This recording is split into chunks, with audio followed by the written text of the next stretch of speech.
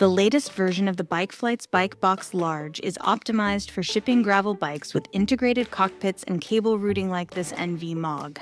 It's designed so that you don't have to remove your rear wheel and rear derailleur. Packing the Bikeflights Bike Box Large is a simple process that requires you to do these 10 key steps.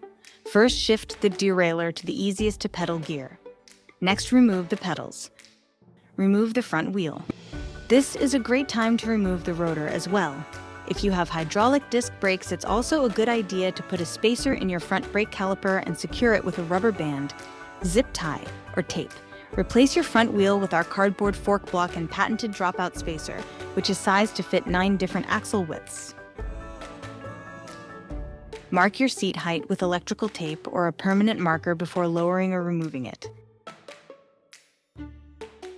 Place your bike inside the box, making sure your rear wheel slides into the rear wheel slot. You may need to adjust the position of your handlebars or hoods to prevent them from coming in contact with the side of the box. Insert the wheel sleeve next to your bike, followed by your front wheel. Protect your paint job using household items such as tube wraps, old towels, rags, etc. Utilize the perforated holes and included bungees to secure your rear wheel, front wheel, and other parts to prevent movement inside the box. Don't forget to pack your seat post. Use a small parts bag to hold pedals, tools, and accessories. You can slide the small parts bag along with water bottles and rotor into the openings on either side of the rear wheel slot for safekeeping during transit. Once your Bikeflights Bike Box Large is packed, use bikeflights.com to ship your bike with confidence.